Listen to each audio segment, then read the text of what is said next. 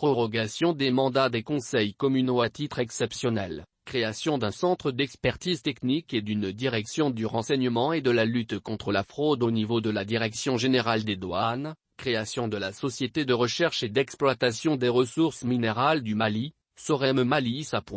L'organe législatif de la transition a donné son quitus à ces différents projets soumis à son examen. Les membres du Conseil national de transition, CNT, réunis hier en séance plénière, ont adopté 8 projets de loi.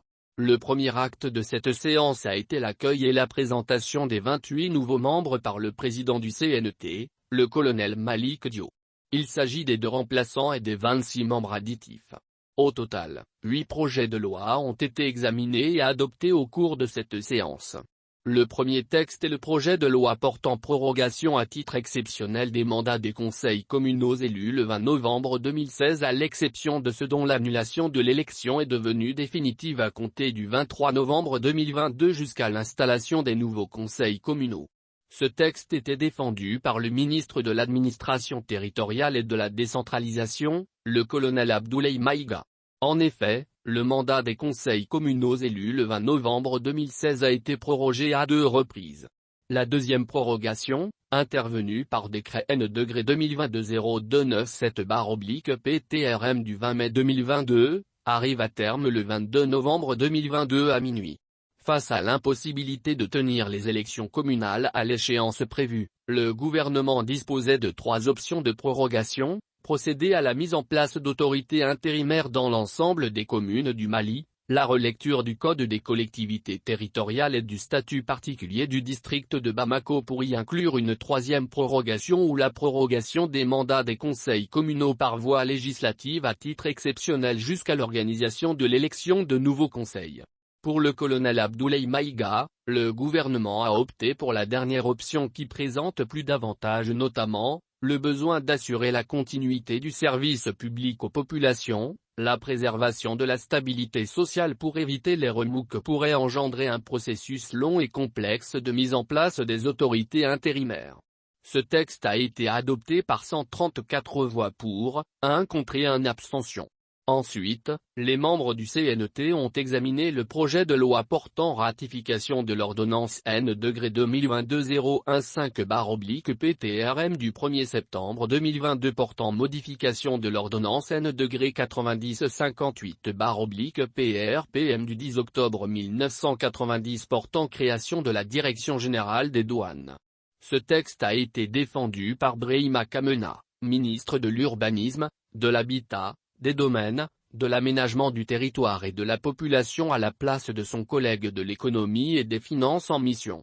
Les principales innovations proposées concernent, entre autres, la création du centre d'expertise technique qui permettra à l'État de récupérer 15 milliards de FECFA qui étaient versés aux sociétés d'inspection privées, d'une direction du renseignement et de la lutte contre la fraude, la scission de la direction de l'administration des ressources humaines, des finances et du matériel en 2 directions, notamment la direction de l'administration et du personnel et celle des finances et de la logistique. Ce texte a été adopté par 136 voix pour, 0 contre et 1 abstention.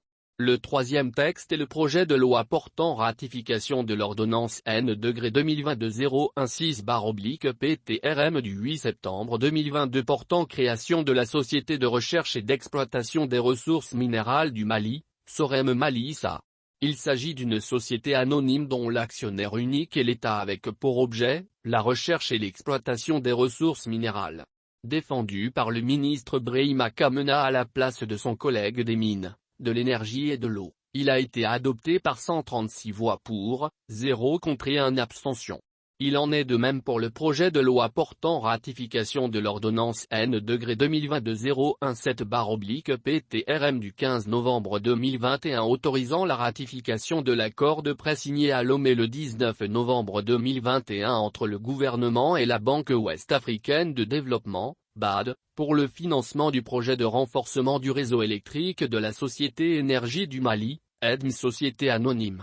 Ce texte a aussi été adopté par 136 voix contre, 0 contre et 1 abstention. Le cinquième texte est le projet de loi portant création de l'inspection des mines, de l'énergie et de l'eau. Il a été approuvé par le CNT par 136 voix pour, 0 contre et 1 abstention. Le sixième texte défendu par le ministre Kamena au cours de cette séance plénière est le projet de loi portant modification de la loi N-6029 du 29 juin 2006 relative à la protection de la voie publique. Les membres du CNT l'ont adopté sans débat par 137 voix pour, 0 contre et 0 abstention. Après lui, le ministre de la Réconciliation nationale, de la paix et de la cohésion nationale, chargé de l'accord pour la paix et la réconciliation nationale, le colonel-major Ismaël Ouagé, a défendu à la place de son collègue en charge de la justice, le projet de loi portant ratification de l'ordonnance N-2022-019 du 20 septembre 2022 portant création de l'agence de gestion des biens gelés, saisis ou confisqués. Ce texte a été adopté par 138 voix pour, 0 contre et 1 abstention. Enfin, le ministre de l'Enseignement supérieur et de la Recherche scientifique, Amadou Keïta, a défendu le projet de loi portant ratification de l'ordonnance N-2022-018/PTRM du 20 septembre 2022 portant modification de l'ordonnance N-2017-036/PRM du 27 septembre portant statut des enseignants-chercheurs de l'enseignement supérieur et de la recherche scientifique. Il a été approuvé sans débat par 138 voix pour, 0 contre et 2 abstentions.